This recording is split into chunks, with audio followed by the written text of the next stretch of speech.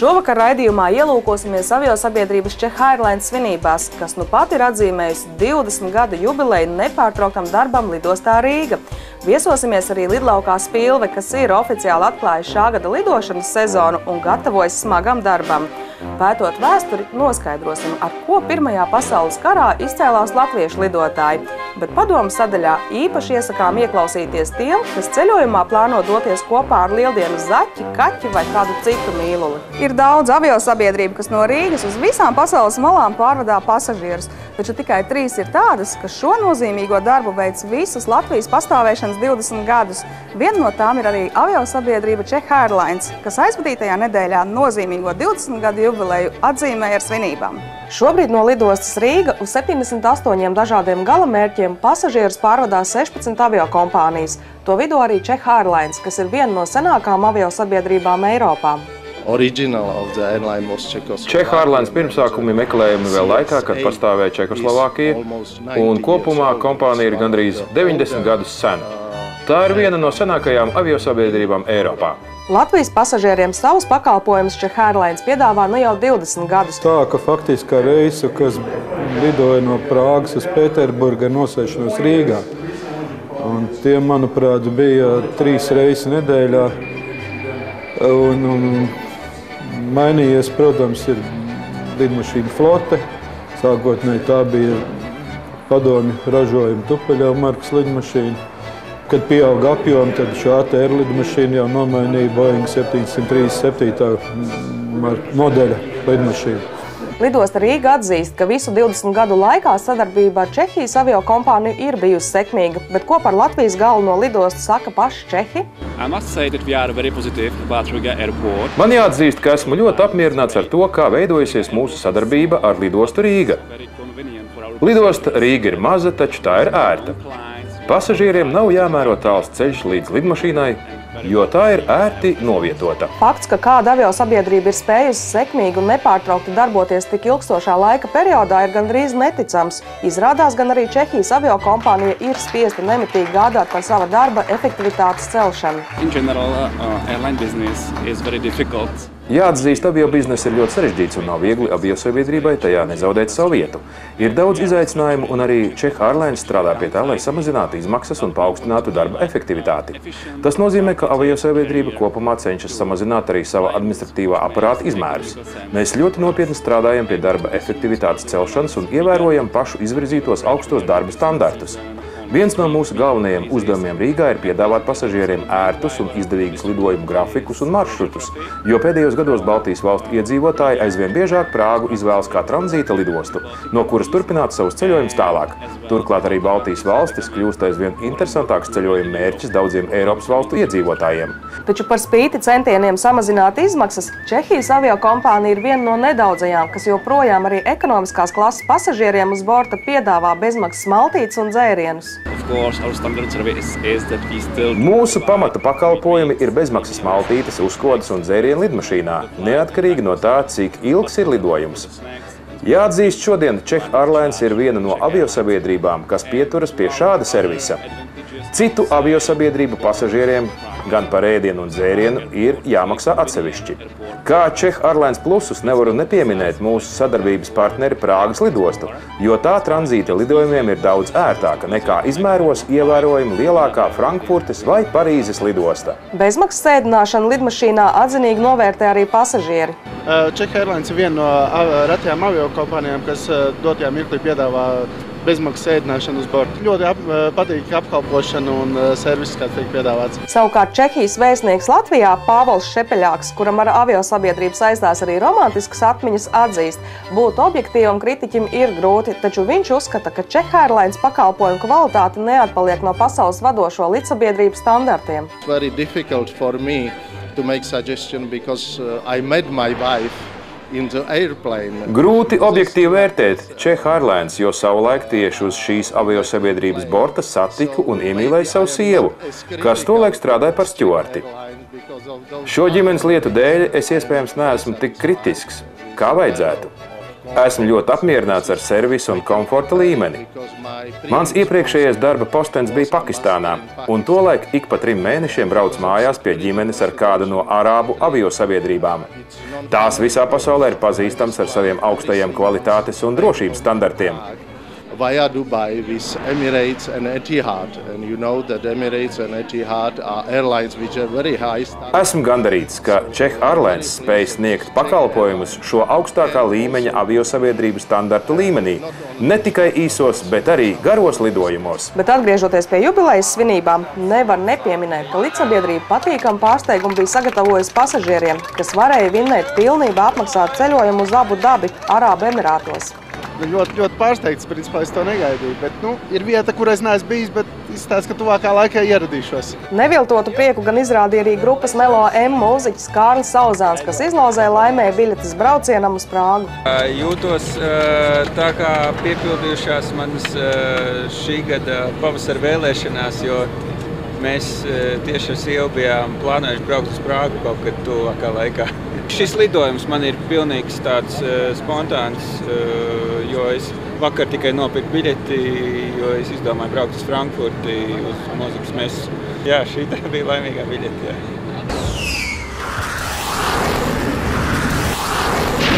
Taču priecīgi notikumi risinājās arī tepat Rīgā. Svinīgos apstākļos tika paziņots, ka Spilves lidostas cēka ir saņēmusi kultūras pieminekļa statusu. Jau Pirmā pasaules kara laikā Spilves pļavās bāzējās te cariskās Krievijas, te Vācijas gaisa flotes spēki. Vēlāk no Spilves lidoja gan Krievijas revolucionārie sarkanie, gan baltie piloti. Bet pēc 1919. gada arī Latvijas aviācijas vēstures pirmā latviešu nacionālā vienība – kara aviācijas grupa. Spilves aerodroms kļuva par Latvijas aviācijas centru, kur miera laikā bāzējās arī sporta un satiksmes aviācija. Līdz 1974. gadam, kad tika uzbūvēta šodienas lidosta Rīga, Spilve bija Latvijas Padomju Republikas galvenā lidosta, par kuras svarīgumu liecināja arī 1954. gadā uzceltā lidostas Spilve pompozā Staļina klasicisma stilā būvētā ēka. Šodien tas ir viens no retajiem šī stila piemēriem Latvijā, kas uzskatāms par laikmeta pērli. Un lai arī joprojām daudziem viss ar padomju gadiem saistītais šķiet iznīcināms un nīstams, ir cilvēki, kas apzinās, arī periods pirms 20 un 50 gadiem ir vēsture, kuras liecības jācenšas saglabāt. Tieši tādēļ pēc SIA Rīgas nama iniciatīvas Valsts kultūras pieminekļu aizsardzības inspekcija ir iekļāvusi lidostas Spilve centrālo ēku ar aleju valsts aizsargājamo kultūras pieminekļu sarakstā. Šī vēstures daļa arhitektūrā ir saglabājusies ļoti maz, un pret viņu attieksmi ir ļoti sākumā diezgan nievājoša, kā pret jaunāko laiku vēsturi. Bet šobrīd mēs jau saprotam, ka šīs paaudzes arhitektūras pieminekļi Rīgā ir palikuši kādi 3-4, ja? Un ar daudz vēsturiskiem elementiem, tik daudziem vēsturiskiem elementiem un detaļām saglabājies šis ir vienīgais. Padomu neoklasicismu laikā celtā ēka, šī ir ļoti bagāta, ļoti kvalitatīvi radīta, un es domāju, ka šī ēka raksturo konkrēto laiku, un mums ir laimējies, ka šī ēka ir tādā pakāpē saglabājusies bez pārbūvēm, bez to gleznojuma iznīcināšanas, bez visu veidojumu iznīcināšanas. Taču kas vēl būtiskāk, Spilves lidostas cēka, kas pēc 20 gadu aizmirstības perioda jau pērn piedzīvoja pirmo atzimšanu, arī pēc nokļūšanas valsts aizsargājamo kultūras pieminekļu sarakstā būs neviens stīvs monuments, bet gan objekts, kurā kūsās dzīvība. Lidmašīna kļūst jau nevis par greznumu priekšmetu, bet par pārvietošanos līdzekli. Un šī ir tā mazā aviācija, kurai savi interesi ir, un to mēs arī redzējām arī pagājušā gadā, kad tieši šeit bija tas bāzes punkts, kur šie visi izcilie pasaules piloti, kur izpildīja šīs sarežģītās vingrinājumus gaisā, viņi bāzējās tieši šeit. Ja? Un tādēļ man šķiet, ka šai vietai parādīsies skanējums, un es domāju, ka tā vieta attīstīsies ne tikai kā vēsturisks, bet īstenībā arī kā ekonomisks objekts. Te ir visas tās funkcijas, kas ir vajadzīgas. Ir viesnīca, ir arī kaut kāds biroja telpas un ir pievilcīgs interjers, eksotisks, varētu teikt. Tā kā te viss potenciāls ir, lai tas objekts varētu pilnvērtīgi funkcionēt. Ir lieli plāni tajā jomā, ka gaisa turisti, kas lido mazajām lidmašīnām pa visu Eiropu, vācu pensionāri, kā mēs viņus saucam, ka viņi varētu arī šeit atlidot un ne tikai nosēsties, uzpildīt degvielu un aiziet viesnīcā pārlaist nakti, bet viņiem šeit arī būtu atpūtas objekts un varbūt arī viņi varētu uz vietas palikt kādreiz. Lai šie plāni īstenotos, lidlaukam gan ir jāveic būtiski darbi infrastruktūras labiekārtošanā, kas izrādās esot jau tuvāko darāmo darbu sarakstā. Tuvākajā nākotnē mēs vēlētos šeit lidlaukā izveidot lidlauka informācijas servisu, jeb pilotiem pazīstam kā AFIS. Tas ir kaut kas līdzīgs tornim lielajās lidostās, tikai ar mazākām kontrolas iespējām nekā tas ir tornim. Un otra lieta, uz ko mēs tuvākajā laikā strādāsim, ir ieviest lidlaukā ugunis uz skrejceļa, lai to varētu lietot arī naktīs un sliktākos laika apstākļos. Jā, tas ir nākošais solis, jo tā lidošana šeit ir kļuvusi tik aktīva, kad mēs saņemam īstenībā signālus un sūdzības no Latvijas gaisa satiksmes par pārkāpumiem. Un vienīgais veids, kā to ir risināt, tad attīstīt tālāk un zināmu gaisa satiksmes vadības elementus sākt šeit nodrošināt uz vietas. Tas ir drošības jautājums. Bet paralēli risinās darbs pie vēsturiskās lidostas ēkas sakopšanas. Tiesa, lai grandiozai plāni kļūtu par īstenību, priekšā ir pamatīgs darbs, kas prasīs gan pacietību, gan arī finansiālus ieguldījumus. Rīgas nami ir uzsākuši tehnisko apsakošanu, lai varētu izveidot restaurācijas projektu, kas īsti šajā ēkai būtu darāms. Jo šobrīd viņi ir uzskatām tādā konservācijas stadijā. Protams, mēs ceram un sniedzam iekšā dokumentus visos piemērotākos Eiropas fondos. Mēs redzam šobrīd, ka ir Rīgas pilsētas atbalsts. Un gribas ticēt, ka atradīsies arī citi investori, kas iesaistīsies vēsturiski nozīmīgās Spilves lidostas ēkas atjaunošanā. Tāpēc būvniecības eksperti jau laikus sniedz arī padomus, kuros restaurējot ēku ir vērts ieklausīties. Te nevajadzētu visu nopucēt līdz glancē, jo tāds te nekad nav bijis. Tā darba kvalitāte, kur raksturoja tos 50. gadu sākumu, viņi tāda relatīva bija. Un nevajadzētu panākt tādu absolūtu mirdzumu. Ticam, ka objekts kļūs pievilcīgs un ar laiku šeit taps īsts aviācijas muzejs. Taču vai tādējādi Spilve nekļūs par sīvu konkurentu aviācijas muzejam, kas, lai arī nepārāk labi reklamēts, tomēr darbojas pie lidostas Rīga? Pie lidostas Rīga viņš ir diezgan tādā vietā, kur viņu neredz. Un es saprotu, ka lidostas Rīgas attīstības plānos īsti nav gabaliņam šī muzejam. Ja? Tā kā mēs aicinām uz sadarbību. Tas sauklis, ka arī šis muzejs vai šī ekspozīcija, kas tur ir sakrauta kaudzēs, ir jāaicina uz šejieni. Jāmēģina ir likt tā, lai cilvēki viņu var redzēt, lai var apskatīt. Tas ideālais mērķis ir, lai pāris gadu laikā viss ar aviāciju saistītais pamazām nonāktu Spilvē. Tas nenozīmē, ka kādam kaut ko varētu atņemt ar varu vai viltu, bet tieši otrādāk vienkārši aicināt uz sadarbību. Gribas cerēt, ka atsevišķi aviācijas lietu kolekcionāri spēs labi saprasties un Latvijā pat tiešām tiks izveidots muzejs, kur viss ar nozaru saistītais apvienots vienu vietu. Taču Spilves nākotnes plānos ietilpt arī trešā būtiskā darbības sfēra – aviācijas popularizēšana jaunatnes vidū un jauno pilotu apmācības sekmēšana. Aviācijas izglītībai ir vairāk virzieni. Tātad viens ir pašas pilotu skolas, kuras šeit jau ir 5. Varbūt, ka ieradīsies vēl kāda pēkšņi. Viņām tiek veltīta liela uzmanība, viņām tiek piedāvātas arī tās pašas vietas, kur būvēt savas telpas un savām klasēm, saviem angāriem. Viņiem ir īpaši noteikumi, arī lidlauka pakalpojumi maksās. Tad otrs virziens, ko mēs plānojam attīstīt tieši šeit muzejā, ir bērnu interešu izglītība, kur īsti vēl neredzu, kā tas notiks šajā ēkā, bet ja būs jaunā ēka, tajā noteikti būs klases bērniem, kurās varēs apgūt pašus aviācijas pamatus, aviācijas vēstures pamatus, kāds viss radās, kāpēc lidmašīna turās uz spārniem gaisā un tam līdzīgi. Tad tas virziens, un tas trešais virziens ir cieša sadarbība ar Aviācijas institūtu, kas ir šobrīd zem Rīgas Tehniskās universitātes. Visu rezumējot, jāatzīst, plāni saistībā ar Spilves lidlauku ir grandiozi. Vai pašiem projektu virzītājiem tie vispār šķiet paceļami? Protams, šis projekts ir liela avantūra, bet salīdzinoši ar to, kāda avantūra vispār ir bijusi aviācijas rašanās, tas nav nekas. Un arī tad, kad es papētīju Latvijas aviācijas vēsturi, to, kā ir veidojušies Latvijas gaisa spēki, ja, kad Pirmā pasaules kara laikā latvieši lidoja gan sarkano armijā, gan balto armijā, un kā viņi zaga šīs trofeja lidmašīnas un pārlidoja uz Latviju. Un, tas ir vienkārši tāds nebeidzams dēkuma piedzīvojums stāsts, un principā tā ir avantūra. Un tā ir bijusi ļoti liela avantūra. Tāpēc šobrīd atjaunot šo ēku, principā tas jau vairs nav nekas tik ļoti liels un sarežģīts. Un patiesībā, kaut ar nelielu, bet līdzdalību, tā pa īstām atzīmes pilvei var palīdzēt katrs no mums. Tas, ko mēs varētu aicināt sabiedrību mums palīdzēt, ir 21. aprīļa lielā talka. Pirmkārt, visi ir aicināti uz lielo talku.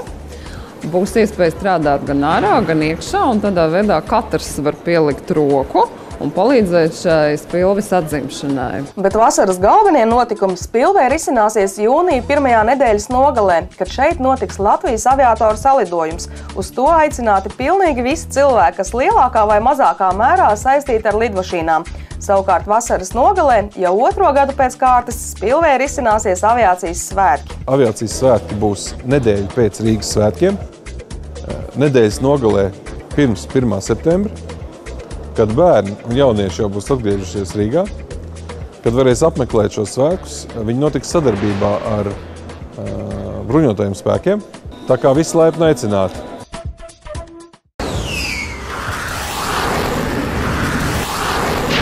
Turpmāk raidījumā pievērsīsimies aviācijas vēsturei, lai noskaidrotu, ar ko Pirmajā pasaules karā izcēlās latviešu lidotāji, bet noslēgumā vērtīgi padomi tiem, kas ceļojumā plāno doties kopā ar lieldienas zaķi, kaķi vai suņuku.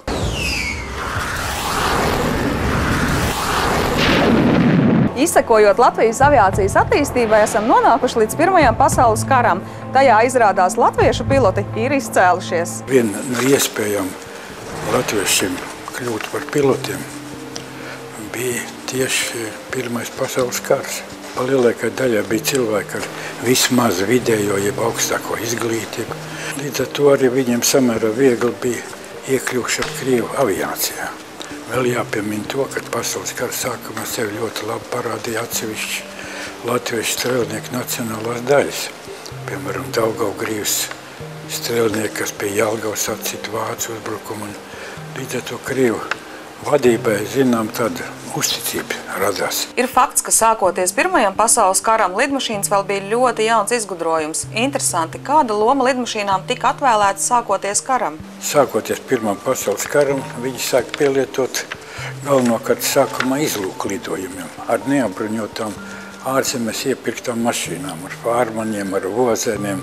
Vēlāk izlūku lidmašīnas sāk apbruņotas jau tikt, no sākuma ar pārnesējumiem ieročiem ārzemēs, Rietumfrontē tur jau bija iebūvēta lošmetēji, tad jau izvērtās viena aviācijas nozara kā iznīcinātāja aviācija.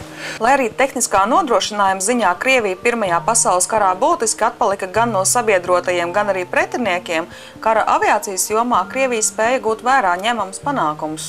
Krievu sākumā izrādīja zināmas pozitīvas rezultātus. Piemēram, izvērs plašu uzbrukumu Austrumprūsijā, Rietumprūsijā, aizgāja gandrīz līdz Königsbergai, bet savas muļķības pēc to neieņēma. Franči gribēdam nākt Krieviem palīgā attīstīt Krievijas aviācijas iznīcinātāju aviāciju, aizsūtīja vairākas franču lidotāju eskadrīļus uz Krieviju. Tā skaitā arī Pulpi. Un Pulpi tad otrā frontes iecirknē, kur Krieviem daudz maz veicās, bija Austru-Ungārijā cīņās ar Austru-Ungārijas karaspēku. Taču pēc uzvarām sekoja arī zaudējumi. Tieši tie uz Latviju atveda daudzus latviešu kara lidotājus. Kā mēs zinām, 15. gadās sākās ļoti masveidīgs vācu-austriešu kopējais uzbrukums Austrumfrontē, un Krievi sāka pāniski atkāpties. Un viena daļa latviešu lidotājus pārcēla arī uz Rīgas un Daugavpils fronti.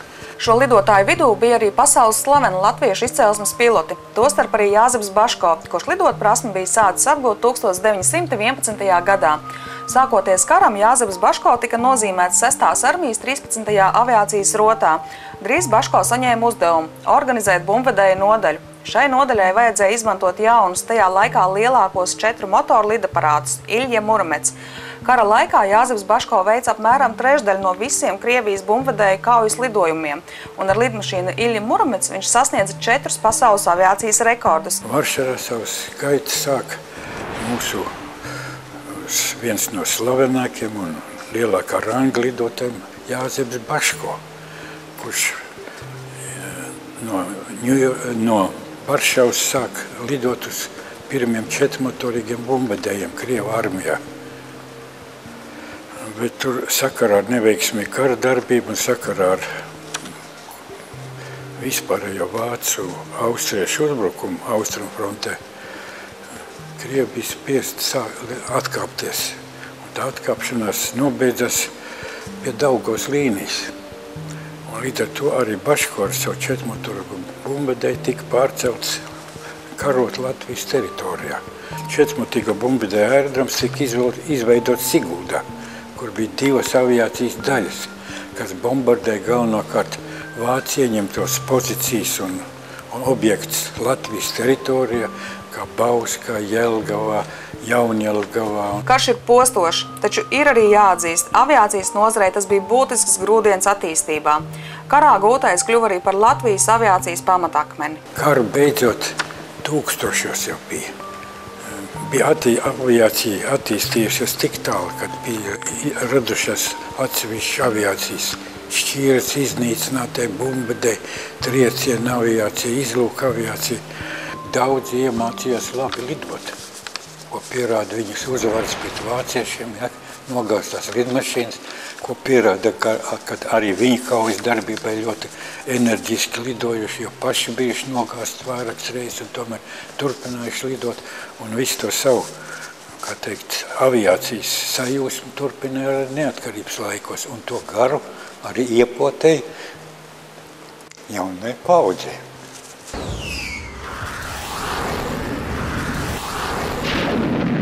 Bet atgriežamies mūsdienās. Nākamajā stāstā aicinu rūpīgāk ieklausīties visiem tiem, kas kādā no ceļojumiem vēlas doties kopā ar savu četrkājaino draugu, suni vai kaķi. Galvenais ir jāizlasa visi tie noteikumi, kas attiecas uz mājdzīvnieku pārvadāšanu, jo tur viņi ir diezgan daudz un dažādi. Bet kopumā ir tā, ka var arī sazināties ar mūsu pārstāvjiem, viņi jums pilnīgi noteikti palīdzēs saprast, vai jūsu konkrētais suns, vai jūsu konkrētais žurciņa, vai kāds cits dzīvnieks tiks pārvadāts vai nē. Kad noskaidrots, ka suņuks, minka, papagailis vai sesks lidmašīnā tiks atzīts par vēlamu pasažieri, katram labam saimniekam rodas jautājums, kurā vietā lidmašīnā Mills ceļojuma laikā atradīsies. Ir 2 veidi pārvadājums dzīvniekiem. Viens ir tāds, ja dzīvnieks ir neliels un kopā ar visu kasti, ja viņš nesver vairāk kā 8 kg, viņš ir ielikts speciālajā mīlulim paredzētajā kastē, tad viņi var arī pārvadāt salonā. Un otrs variants, ja nepārvadā dzīvnieku salonā, tad viņi var pārvest arī speciālā nodalījumā. Tas ir lielākiem dzīvniekiem. Tas mīlulis atrodas tieši tādā pašā vidē, tieši tādā pašā komforta zonā kā pasažieris. Viņš vienkārši ir atsevišķā telpā, jo noteikumi to paredz. Protams, mazā drauga īpašniekiem ir jāparūpējas par visām nepieciešamajām vakcīnām, mikročipiem un tam līdzīgām lietām, lai tas patiešām lidmašīnā tiktu uzņemts. Taču izrādās, ka ir vēl šādi tādi nosacījumi, ar ko jārēķinās, ja vēlaties ceļot kopā ar savu mīluli. Tādēļ šādam braucienam vajadzētu pieteikties pēc iespējas laicīgāk, jo, piemēram, suns ar kaķi vienā lidmašīnā diez vai tiks uzņemts. Visus dzīvniekus mēs neliekam vienā tajā salonā, nešķirojot, jo ir dabīgi ienaidnieki, kur vienkārši savstarpēji tuvu esot vienā telpā, viņi tomēr nejūtas komfortabli. Ir ierobežojumi pārvadāt rāpuļus un grauzējus, jo tomēr tā ir lidmašīna, tur ir tehnoloģiski ierobežojumi. Tā kā vienmēr ir ieteicams sazināties ar mums, un mēs, cik vien varēsim, tā arī palīdzēsim saprast to, vai tieši jūs mīlulis tieši tajā reisā var doties. Jāpiebilst, ka, lai ceļojums patiešām izdodas sekmīgs, vajadzētu gādāt, lai jūsu mīlulis vismaz uzvedas tik mierīgi, cik mierīgi tas iespējams, jo pārlieku satraukts dzīvnieks lidmašīnā vienkārši netiks uzņemts. Pirms lidojuma mūsu darbinieks pārliecināsies, ka tas dzīvnieks jūtas ērti, un ja būs jebkāda pazīme, ka viņš nejūtas ērti, vai tiešām viņam ir tāds ārkārtīgi paaugstināts stresa līmenis, tad var tikt atteikt iekāpšanu. Bet savā pieredzē lidojumos kopā ar mīluļiem dalās tie, kas tādos dodas bieži. Mēs lidojam katru mēnesi. Viņi sēž somās un ļoti baidās. Ja stjorti atļauj, suņus no somas izceļam un lidojuma laikā turam uz rokām. Un izrādās arī tie, kuri lidojumos kopā ar saviem mīluļiem dodas bieži, iesaka labāk vietu suņukam vai kaķim rezervēt laicīgi. Bija gadījums, kad suņu braucienu rezervāciju atlikām uz vēlāku laiku. Izrādījās, ka tas nav iespējams, jo kāds lidojumam jau bija pieteicis savu kaķīti.